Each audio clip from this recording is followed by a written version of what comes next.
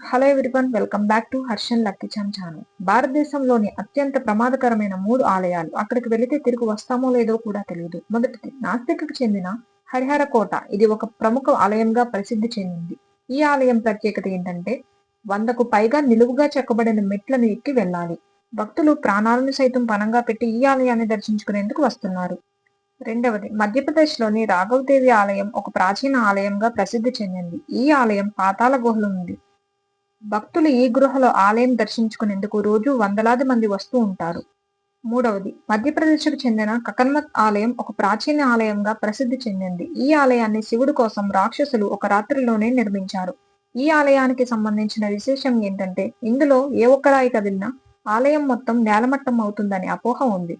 అయితే ఎన్ని కాలాలు గడిచినా, ఎన్ని ప్రకృతి వైపరీత్యాలు వచ్చినప్పటికీ ఆలయం ఏమాత్రం చెదరలేదు, దృఢంగా నిలిచి ఉంది. కంటెంట్ నచ్చినట్లయితే